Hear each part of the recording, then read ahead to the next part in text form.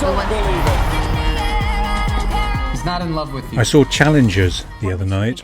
On the whole, a decent movie, a three-hander about a love triangle, but it had one serious bit of bugging that bugged me. Note, there are going to be spoilers in this review. I'm going to focus on, or rather rant about, the ending. Two rising male, teenage tennis stars, Art and Patrick, hereafter the blonde and the brunette, play as a doubles team on the teenage tennis circuit. At the Junior US Open, the two young lads meet and take a fancy to another rising star, Tashi, played by Zendaya. The film then moves back and forth in time over a 13-year period, tracking both the tennis career and the love life of each in this love triangle. First, the cocky, confident brunette dates Tashi while his career does not take off. Then, over the period of a few years, the friendship of the polite, blonde, nice guy and Tashi blossoms into romance, and they get married and have a daughter. The blonde guy becomes very successful and a champion, and Zendaya, Tashi, becomes his coach because her own career was cut short by injury. The doubles partners' friendship, the two lads, disintegrates over the years, in part because of the love rivalry history and the tension that remains. The story climaxes around a low-key tournament when the former doubles team, now tennis and love rivals, meet in the final against each other, with not only their careers at stake, but their love rivalry tested.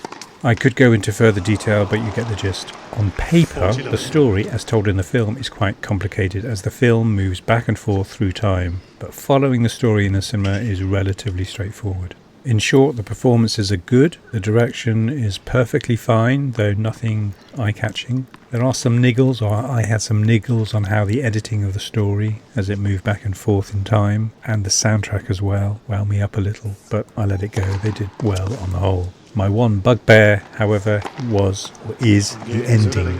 In summary, there wasn't one. Many questions and setups were left unresolved. There have been a few examples of films where the ending does not close the story, so I left the cinema with an unsatisfactory feeling. Some of these questions: did the marriage break up now that Tashi had betrayed her husband? How did the betrayal affect her blonde husband's tennis career? Did he retire immediately? Did he compete in the US Open? Did it fire him up? Did he win the Open? What happened to the other player, the cocky brunette, career-wise and relationship-wise? Did Tashi take up his offer of becoming his coach, having been dumped by her blonde champion husband?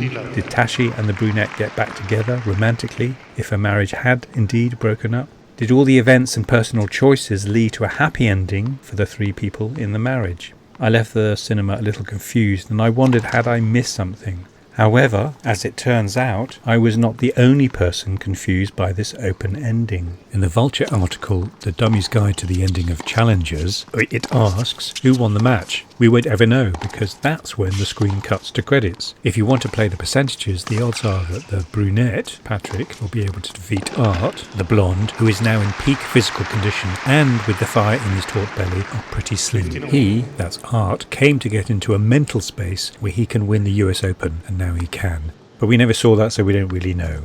And then ABC, How Does Challengers End? The screenwriter unpacks the complicated dynamics at the centre of the film and explained why the film ended like that. And it goes on, but its sudden screeching ending has some viewers asking, what just happened? And that was me. Who wins the match between Art and Patrick? The final scenes of the film occur during the game between Art and Patrick. One of their sets goes to a tie-break and the competition intensifies. The film ends and it's unclear who won the point or the match as a whole, but to the screenwriter, it doesn't matter. The question of who wins the match just felt so totally irrelevant, the screenwriter says. What the cast and crew have said about the ending, the various interpretations of the ending extend to the cast and crew. Zendaya told the New York Times that she and her mum disagreed about the ending of the film, which, she added, is confusing. Zendaya thought her character was happy, finally, at the end of the tennis match, of her dreams, while her mum thought Tashi was pissed. My mum read the ending so different. My mum is like, she's pissed because they realise they don't need her anymore, Zendaya said. It was like, but I smile a little bit at the end. Feist, who was the blonde, said it's purposefully interpretive, while O'Connor added that everyone's got a different perspective on it.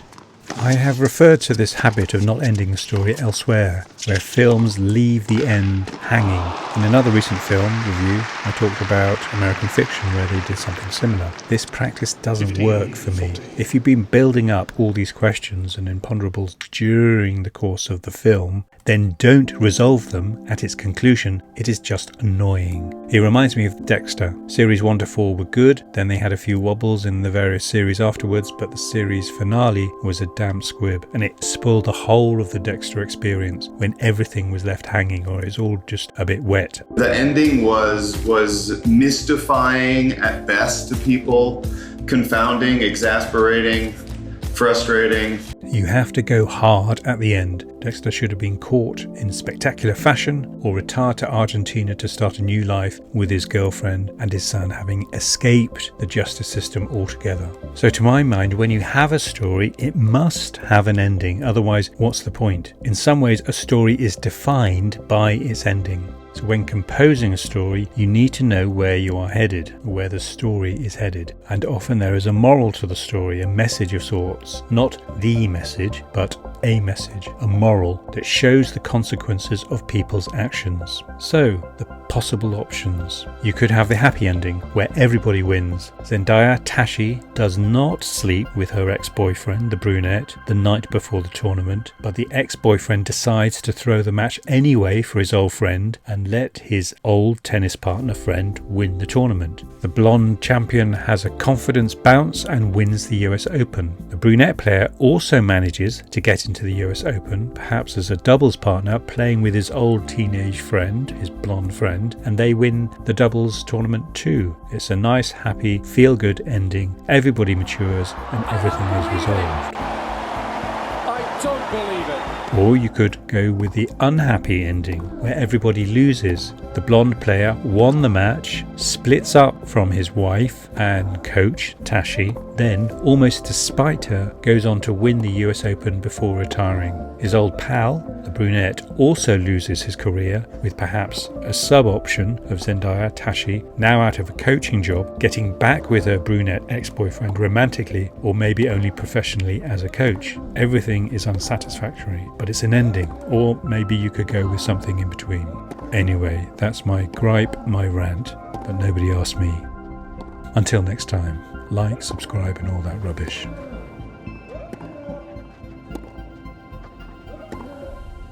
davidozeus.uk.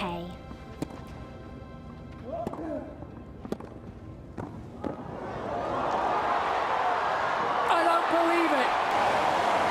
I don't believe it.